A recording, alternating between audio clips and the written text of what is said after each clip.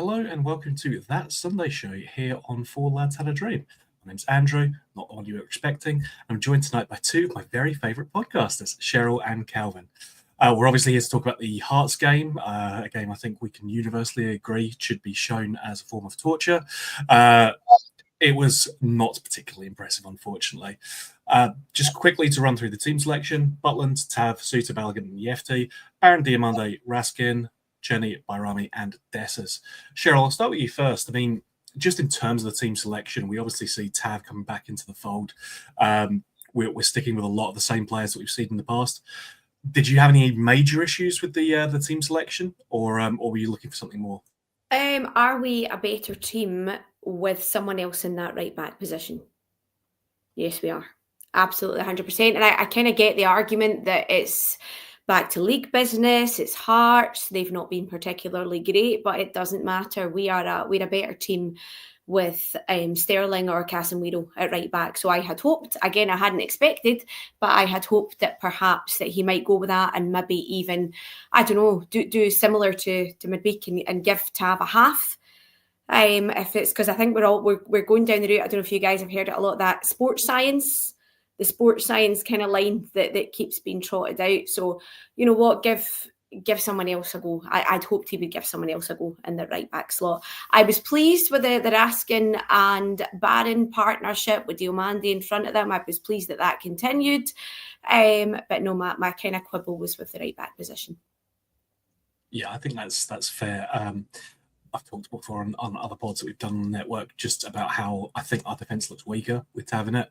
It looks less settled. The goalkeeper looks less comfortable as well.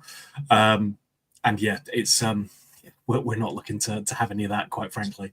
Calvin, we actually started quite quickly. We started well after an impeccably observed minute silence. Rangers got onto the front foot very quickly. 6 minutes in, Tav kicks the ball on the edge of the box, kicks it in, and I don't know how much involvement Dessers has with it, but the ball certainly does come off him into the goal. So yeah, opening start and two much maligned players as well, contributing to the goal there, Calvin. Yeah, it started strong, and I think at that point everybody went, right, here we go, going to put a big performance in, and then after that kind of just slowed right off. It was probably the only shining light of the game was that start, to be honest. Then just seemed to be like foot off the gas after 6 minutes. That's the way it felt. Yeah, I think it was clear to see that we weren't. We seemed to almost settle for that first goal, which is frustrating to see because me and Sheryl were talking about this just before we came on live. We've seen so many times us get a single goal and then we just wait for the inevitable gut punch in the 92nd minute and we'd lose out again. Points in the league, but which we almost got from John Suter's very, very sloppy pass at the back that I think everybody was about. Yeah, that was utterly terrifying, quite frankly, just to see a fantastic assist if he'd been at the other end of the park, right? But just I think he forgot who he was playing for at a certain point there. I wanted to touch on Jack Butland's impact at that point as well, because he does really well to get out quickly there, Sheryl. Stops the ball from coming in and just shuts that down completely. Given that he didn't have a shot to save tonight. So he had not a lot to do, but he was extremely good at stomping that problem out straight away. Yeah, absolutely. Do you know, and he can be, I think, was there a shot further into the second half where he seems to get caught in no man's land a wee bit? But yeah, overall, he didn't have much to do. So to be ready for that, yeah, it was excellent. There were a lot of boos, Calvin, around the 69th minute mark there, unfortunately, when Connor Barron comes off and I'll talk about the manager's post-match comments because he wanted to put that into a bit of context. The fans don't know everything. So I think we can infer into that it was for rest. I think the more frustrating thing was not necessarily that Connor Barron was coming off, but he was being replaced with Sterling. So Sterling is a player I like and I've got a lot of time for, but he's not a player who you want to be bringing on when you're trying to get another goal, when you're chasing a game. Because it felt at points that we still were trying to do that. And we should have been more aggressive in terms of trying to actually get that second goal, give ourselves a bit more comfort. And then, hey, the players can just chill out a little bit and not be panicking about everything that was coming into our box. Yeah, it just seemed to be another one of those square pegs and round holes things we're going through there now. It's just Raskin and Barnes being our standout over the last few weeks. And Barnes was probably our most influential player throughout the full game until that point. I know we were starting to probably get overrun in midfield a wee bit, but it just didn't feel like the right sub at all. Like, there were so many other players out there that were having less impact in the game, just a little bit, wouldn't say hiding, but just couldn't get in, just couldn't impact it. They were trying to get into things, and just Hearts were wanting that a wee bit more at that stage. It felt like, anyway, the way they kind of took control for pretty much full second half. We were probably one of the worst halves we've ever seen for that Rangers team. And we've had some bad performances of late, but that one there, just Hearts just were in control from start to finish of that half. Yeah, even grading on a curve where we know how bad we've been in some matches, that was still pretty poor, unfortunately. We saw some of the other subs coming in. Tav comes off at the same time for Big Cass. And again, Sheryl thought he looked much more impressive there at the right back position, unfortunately. And then in terms to run through the other subs as well, Danilo comes on for Cyril Dessers less than 10 minutes later. McCausland and Dowell, yay, come on in the 85th minute as well. None of these, I think Ross, McCausland, Danilo, maybe, but they're mostly like for like. There's no additional, incentive or additional push from the bench to try and, get more attackers on there and try and seize the game. And I do get that from a pragmatic point of view, where you want to kind of shut up shop and protect what you have. But I think it's so risky to try and do that at 1-0, given that Hearts, we know, are a goal threat. We saw that at the start of the season in terms of how many dangerous-looking chances they created in that 0-0 to open up the season. A game that we could, quite frankly, have easily lost, let alone got the draw in. So I think it was disappointing to see that we weren't as, as keen to get to the win, or at least it didn't appear that way. We did get one fairly good-looking chance right towards the end with Big Cass hitting the crossbar coming in. But apart from that, there was very little on display in terms of attacking intent, unfortunately. No, I think as well, we'd spoken about it before we came on air, we looked like we were expecting Hearts to score. Do you know what? I mean, I know as a fan base, we can be quite nervous. I know we're prone to mistake at the back. So 1-0 is never really enough for us, and it's always going to have us on edge. But to me, it kind of felt like even the team were sitting back and almost expecting Hearts to score. And I tell you what, I don't know how you guys feel about it, but had they scored, I'm pretty certain we would not have been able to give anything back, because there was just absolutely nothing doing across the pitch. Having started very well, I thought that Czerny looked like he was wanting to offer something. He was trying to do something. He was trying to make things happen. But then as the game wore on, there was nobody doing that. Again, I liked it. First half, Raskin very vocal, shouting, going back to players, guiding them through things. But there was just, as that second half wore on, there was absolutely nothing. And again, had Hearts scored, I cannot think of anybody who could have produced anything to get us that second goal. That's completely right. Because, we never looked completely in control of that game, I think, at any point during it. Or certainly we played well initially in that first 5 minutes to get the goal, but we completely dropped off performance levels after that, unfortunately. I want to get both your thoughts on this, but I'll come to you first, Calvin. We got the 3 points in the end. As KW in the chat has pointed out there. 3 points, but a lot of frustration. I mean, we probably aren't in a position where we can sniff at getting 3 points in the league, because, quite frankly, it hasn't been happening an awful lot of times, or at least not as enough as it should have been for us. We can just look at our position in the league table to clarify that. But is 3 points all that matters at this stage, or do we need to be seeing more from this manager and this squad of players?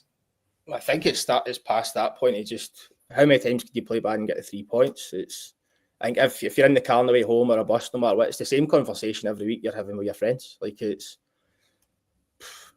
the shining light's not there. Just, there's something majorly missing tactically and probably player wise. And I think we kind of knew that was going to happen with the downsizing that we've done, but to this extent, probably not. I think it's past the point of performances aren't mattering anymore, because we knew it would take time for the players to gel, but we're now in November, and what did Clement say? He says October, November, you'll start to see the best of this team, but to be honest, it looks like they're going backwards. Yeah, I mean, I think you can certainly make that argument, mate. We're seeing poor performances. We had the bright spot of Europe just this past Thursday, and that was a decent performance. It was still only a draw, and I know it's away, and I know the nature of that. It was difficult to get that point, and it was well earned. But I think Sheryl what we're saying is we want to be seeing that improvement happening. We want to be seeing performances improve. And when we're still seeing turgid games like these where we are just struggling to get through, it's a bit dispiriting, let's say. Yeah. I think the thing we keep coming back to as well is, could you imagine us with a decent striker? Could you imagine? It's very hard because he scored today, and he does. He can pop up and get us that odd goal. But again, how many chances did we miss? Sorry, apologies. It looks like my living room's trying to communicate with someone beyond the grave. I don't know what's going on here. Sort that in a minute. But yeah, we're so powder puff. We had that excellent performance in midfield again, but I just think January we have to go and get ourselves a striker. We have to go. I know we've got Danilo coming back in again. He gave us a wee bit of spark when he came in. I don't know how you feel about Danilo starting, guys. I'm not convinced he's maybe there yet, but I am convinced that we cannot keep going with Dessers up front. I don't know if we do a similar thing that we spoke about earlier with Tav. We maybe start with Danilo. It didn't work with Igaman, but we maybe start with Danilo and then bring Dessers on. Or what I felt he should have done today was make that change with Dessers a lot sooner, because he just offered absolutely hee-haw. That second half, he offered absolutely nothing. I think that's right. I mean, quite frankly, I was crying out for substitutions at the half hour, the halfway mark, let alone 60, 70 minutes into the game. It's something we touched on earlier with the subs. None of them came on looking like they were going to provide an attacking option, a game changer. You've got Hadji on the bench, you've got Igaman on the bench, and those are two players who I think are creative. Igamani's certainly got something to prove. Hadji, again, has something to prove, and we've seen that he can be, a creative player who can help unlock that. It's been pointed out that Diamande wasn't particularly effective in that 10 either. I think he was okay, but I think up against Hearts, giant players, he struggled a little bit, I think, with the physicality of it. I'm not necessarily saying that Hadji would do any better, because Hadji's, about this height and I'm, sitting down. So I'm not sure how well he would impose himself on the game, but I think he was, again, an option that we could have used. He's not going to be out of fitness because he's been working his way back. He certainly could have done a half hour. And I think, looking at a player like that to try and make a difference would have been much more forward thinking for me. Yeah, I think it's at the stage now where a couple of players look lost when they're out there. Like, I thought Diamande had zero influence, especially the first half. You couldn't even know that he'd played. And it's then you look at Bajrami, he's starting to look, his confidence is starting to go, things aren't coming off for him. So do you look at the option where they move Bajrami at the middle that we're all crying out for? We want to see him. They've paid this money for him because he's that type of player. Get him involved. And then I know we're pretty short with players right now, but give Lovelace a start. We've seen McCausland, but if you give one of these boys a chance, they tend to give you at least 100% effort, and then it lets you get your key summer signing in his best position, which we've not seen.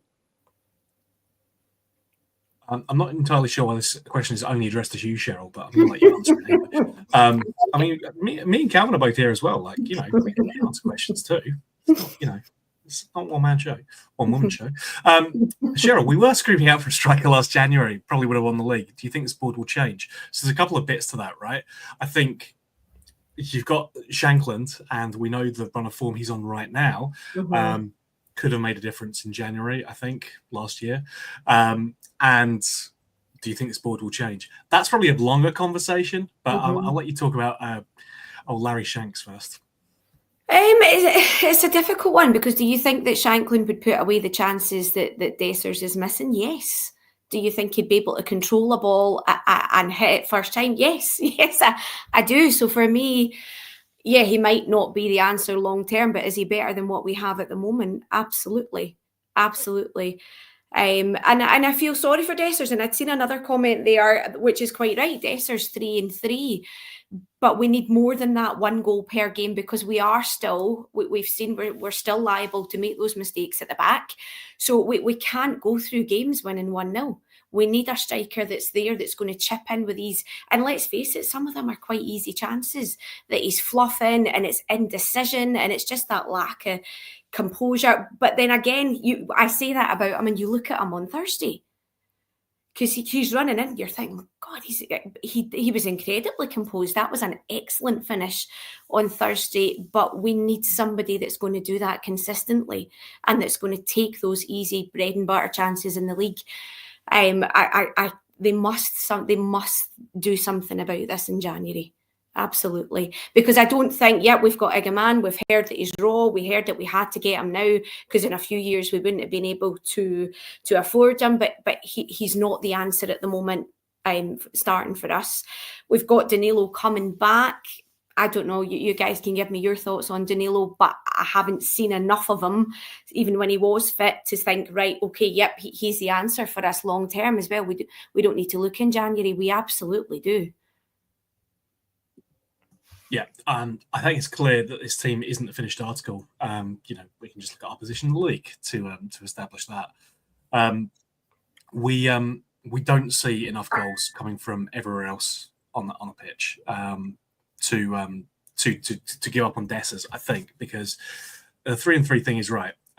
We're not getting enough goals from elsewhere consistently that I think we can afford to drop a goal scorer.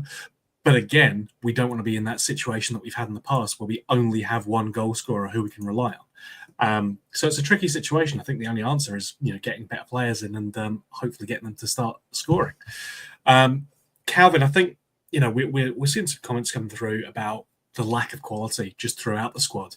Yeah. For you, if we're looking ahead to January, what's the key position I think that you're looking to improve if we go into that January window? You can't say every position, all right? You can't say 1 through 11 because we all. I think it's pretty clear. We've all mentioned the striker situation. Like you mentioned Danilo there, I think he brings a lot more to the team in terms of just his link-up play than Dessers. Dessers is you only notice him when he has his chance or misses his chance more often. So definitely a striker. Do I think Danilo could be one? Yep, but it's fitness-wise comes back. That injury that he had's awful. You see players that can take them a year to get back to fitness. They pick up niggles constantly after it because their body's not used to it. Still think we need a wide player because Matildo's coming back, but he can't stay fit. Cortez, same again, and that's what we spent our money on. So we're looking at buying in positions again that we've invested in already, which isn't ideal. That would allow your Bajram in at the 10. Midfield, I think it's starting to come together a wee bit in midfield. You look at Raskin and Barron, that's fine. After that, do we have the options? Maybe not. Fullbacks, I think we're fine. We obviously know the Tav situation, but you still have Sterling Casemiro there. Yefty's been probably the standout sign in terms of performance. If Yilmaz can get fit, it gives you another good option. Do we need another centre half? Probably, because Proper doesn't really look up to it. And we know the injury problems that come with Balogun and Suter normally, but he seems to be quite steady just now. So I think there's a few positions we could look at: striker, winger, and then potentially another centre half based on just typical injuries that we pick up. Yeah, question from Stuart Grant. Obviously, which position manager is a good start? And yeah, I mean, Sheryl, we talked around it long enough. There are still question marks over this manager. We're not seeing the kind of change in performance or performance levels that I think we would like to see. And we talked about it towards the start, about seeing that progression, seeing that evolution, and seeing that team start to gel and getting better. The manager was talking about it today, that this is a young team. The average age of that squad today was 27. We had 7 players that were here last season who started that game. So I have said before that I have sympathy with the situation that Phil Clement is in. The situation above him at the boardroom and the way that the club has been run prior to his arrival are shocking and a crap situation for a manager to be in.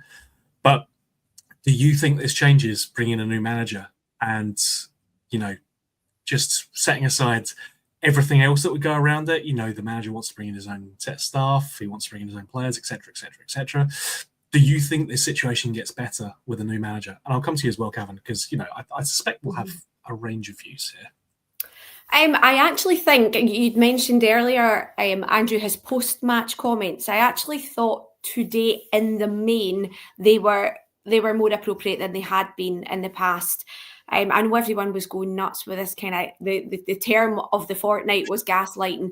I don't think he was gaslighting anyone. I think he was just trying to polish a turd, maybe. Is a probably less ladylike and less polite way to put it. I don't think he was gaslighting anyone in the hope that he was trying to make us believe things that weren't true.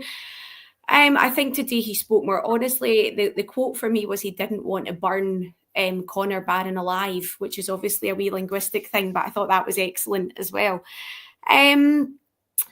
I think, unfortunately, the problems, I'm like you, I have probably a lot more sympathy for him than other people do. I can't see it changing with someone else coming in. We still, unfortunately, and yeah, we can have absolute gratitude for the money that people have put in, but the mismanagement is on a catastrophic level. And we're seeing that now, unfortunately. And I'm not an expert on accounts, but there doesn't look like there's an easy way out of this.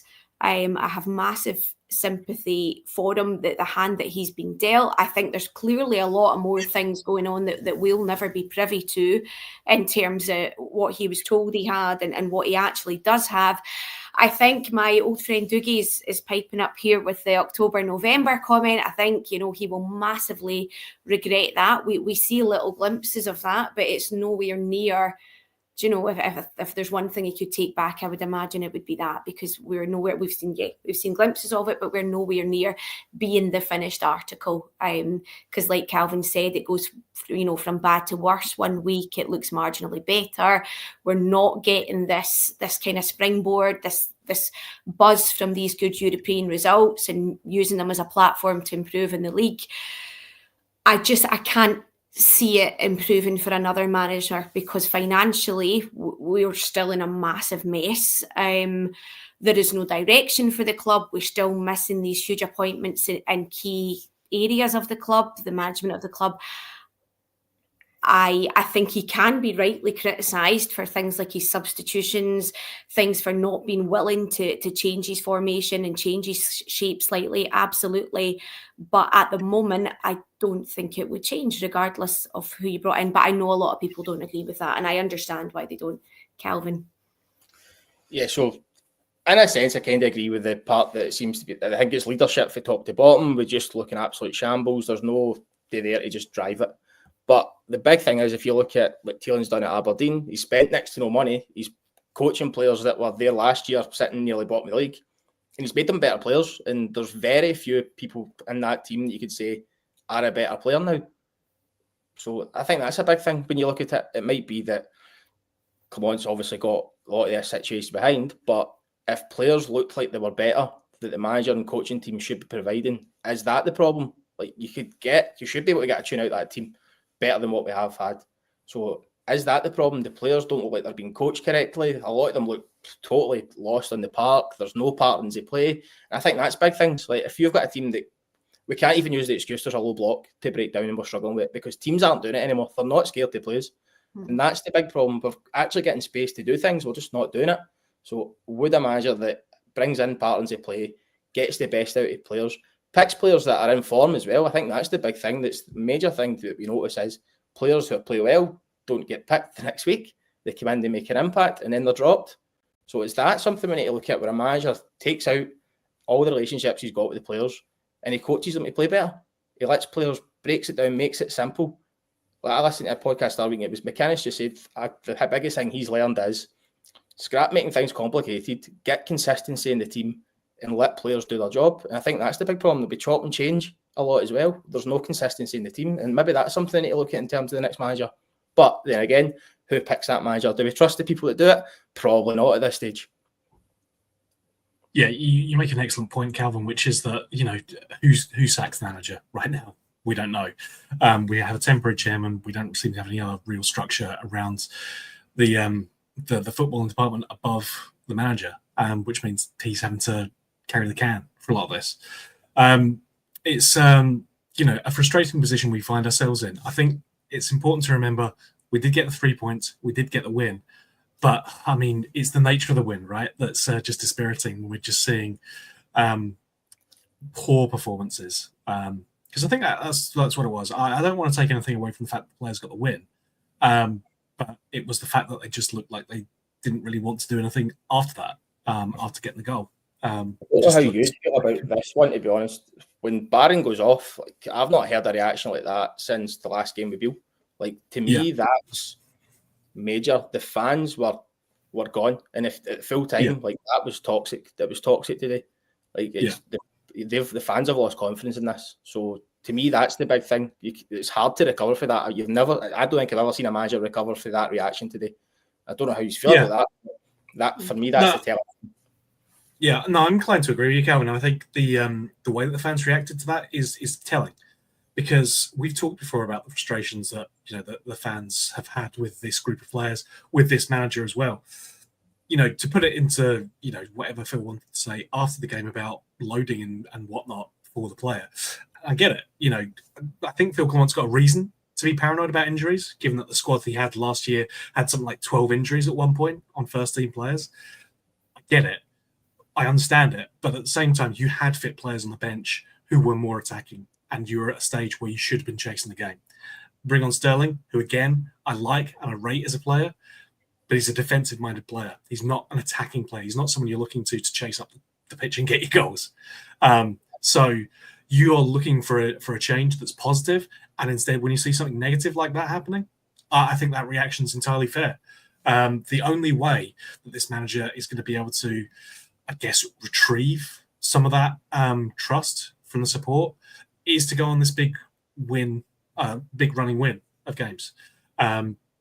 We obviously don't have any games for a couple of weeks now. We'll come back to Dundee United on the 23rd of November. Jeez, I'm just wishing the week away. But we, again, it's a home game. Falkland's got an excellent record at home, but I think we're looking for a step up of performance, Cheryl. Is that fair to say? Absolutely. Can you imagine playing like that against Celtic on the 15th? We'll get absolutely annihilated. So that's, do you know what, that to me is a massive worry. However you change it and you play either Sterling or Casemiro at right back, you have your midfield engine going with Raskin and Barron. I get criticism of Diomande today. I don't think he had his best game. He lost the ball. He was good at winning it back, but he was pretty poor by his standards today. And again, I also get the argument that he hasn't really kicked his own backside this season as well. But I do think he offers us a wee bit more in terms of working back in with Barron and Raskin rather than Lawrence in that 10 position. I think if we know he's going to start with Essers. There's a very, very high. He's not going to play with two up front. He starts with Essers, but he maybe makes that change quicker if Essers is kind of disappearing, if he's not offering you anything, if he's not scoring, but he's not kind of offering, anything else out with that. Either you make that change sooner. I don't know. Then we maybe have a wee bit to work with, as you've seen on Thursday. But if we play anything like we did today, then it's a massive worry, a huge worry. I think we spoke about it last week, Calvin, that if he started with the team that he finished with last week, then, they looked pretty decent. But it's going back to type. I don't want to turn it into a sort of Tav bashing rant, but he's offering us very little. And he did for that first kind of 10 minutes. I think his first pass, he gave the ball away and you could tell everyone was like, right, here we go. But he actually did. He got a wee bit brighter. He offered us a wee bit going forward, but very, very quickly reverted back to what we've seen over the past year or so. And he offered us very little. And I think I mentioned earlier on, Raskin shouting, getting people organised, going back and talking to the defence. He didn't really offer us that even as a captain as well. So pass, gents. I don't know. It's a massive worry for me. And I don't know, without turning it into a big Taff bashing thing, your thoughts on why he brought him back in? Is it the kind of mentality of he's the captain, he needs to be starting, he needs to be playing as much as possible? Because if he's going down the sports science route, which he kind of alluded to today with Connor Barron, then how on earth can he proceed with Tav for the amount of time that he has? Yeah, I think there's probably a number of factors to do with the Tav thing. He's a dressing room leader, for better or worse, and he's a player who's had just short of 10 years experience now playing for Rangers. There's arguments to be made about how well that past 10 years has gone, and about what kind of influence Tav has been, but certainly for the first 8 years of his career, I don't think anyone can take away his attacking prowess and his contributions that he made there. As you say, Cheryl, the problem is now that we're just not seeing that contribution from him anymore. And you could overlook some of the negatives when you had that output up top. If you're not getting any of that anymore, then it's very difficult to kind of justify his position there. And I absolutely take your point as well. The loading and the sports science aspect of it. Tav has looked, a yard or two short of pace all season. He's never looked completely fit, and part of that is just going to be he's played a lot of games over that past 10 years. Much more, I think, a lot of players will have played across Europe. I think he's hit records seasons prior for the number of games played because he plays every game. And while it's good to have that consistency, we can see that it takes a toll on the player. And I don't think you can be as loyal as Phil Clement has been to some of these players. And I'm not just talking about Tav in this situation, I'm talking about a number of players that continually get selected. If you continue to rely on the same players and they continue to give you the same kind of performance, then you cannot be surprised by what happens when you continue to pick them. Calvin, I think we're going to look to wrap up shortly. It's obviously been a delight talking to all of you, but I think before we finish off, we know we've got this 2 weeks to recover. Dundee United, I know it's looking far ahead in the future, but how do you see us setting up for that? And are we looking to see an improvement of performance there? How we set up, how would I like to set up? I think in general, I don't think it changes too much. Tav will probably in unless something happens in the gap. Defensively, we'll probably see the same. It depends how players come back. You're looking at, you say they've got a friendly to play behind closed doors in this period. Does that give Danilo more minutes to get him back into the team? Potentially. You've got Cortez at that stage, but same again, you don't want to race these players back. The sports science thing in terms of loading, whatever. Today was if you're international break, leave everything out in the park. Players come back's the big issue. We tend to just chuck them back in at the fourfold. It's a home game, so that makes a big difference. That's the only change I can see happening is your likes of Cortez potentially coming back in if he's fit, Matondo as well. If they get the minutes during this break, that's where you most likely see changes, potentially Danilo. But I don't see him changing much system-wise at the back because, you know what he said, we've only got an hour to work on formations and systems, so I can't change anything. Yeah, I think we'd probably have more than an hour over this coming 2 weeks that we're not playing any games, but we'll see how we go, And obviously, I take the point. Some of the players can be away, including Yanis Hadji, who appears to be doing very well for his national team. So maybe that's something to think about as well. Who can say? Sheryl, we can't look too much further ahead. We know we're going to have another European game away from home just at the end of November there. Before we get to that, we know we've got to continue to do our business in the league. We are well aware of where we sit in that league. We know that we have to just keep putting points on the boards as we managed to do today. Albeit in a fairly soul-draining way. But I think that's all we can do at this stage. We can't influence any of the other teams who we're competing with for the top of the league. But we could probably influence some of the teams below us in the league. So I think that's all we can look to do over the next few weeks. And January will come when it comes.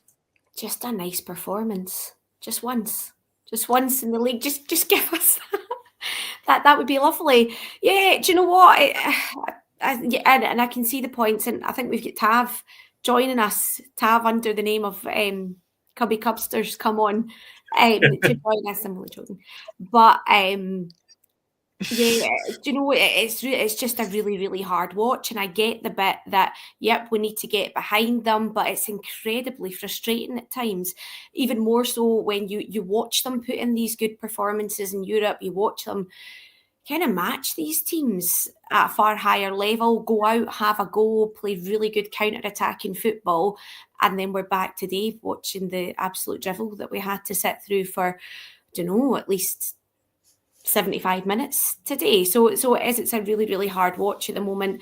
Even if we got those goals, a couple of more goals per game, and not having to, live on our nerves for 75 minutes today while we watch them just sit back and let Hearts have a go at us. It was awful, and this is a pretty poor Hearts team as well. I think it's a point that's been made in the past, which is if you get a couple of goals early on, then you can take it easy and chill out. And that reduces the stress on the players as well. It means that you're not constantly running yourself into the ground just to try and save that 3 points or save a point as well in some of our away games. So it's, I don't think it's fair to point at Hearts and say they weren't trying to give it their all, because although they didn't have any shots on target, they hit the post, they certainly threatened in our box, and they had opportunities. So it wasn't like they were just watching us play football and blocking everything. They came there to try and win that game. It's the fact that we're at this stage now where teams feel like they can come to Ibrox and get something, get a point, get 3 points if they want.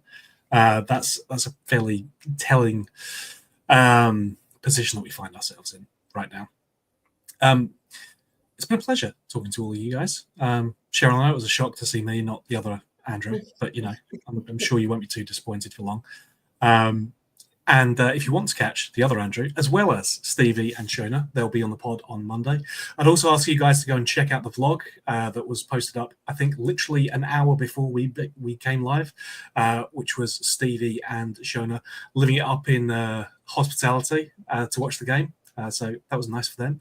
I know my invite was lost. I know mine too. Did you get one, Calvin? No. Weird. Stephen is like hard work on the cold face here.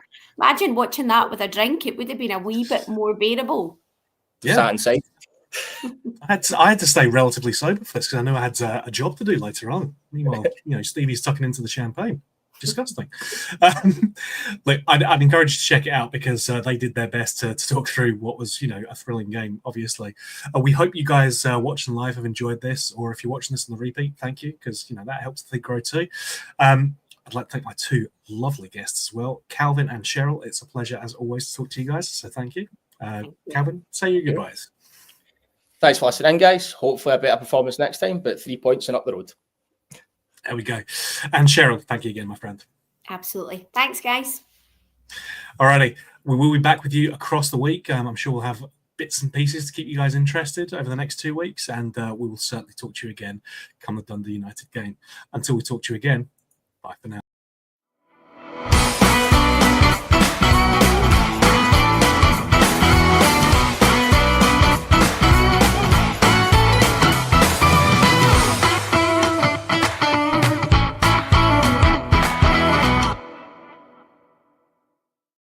Four Lads podcast is sponsored by Rhino Express, Clyde Joinery, Athol Industrial Solutions Limited, and CSD Air Conditioning, along with Art of Gold. Thank you for listening or watching the podcast. We hope you enjoyed the show.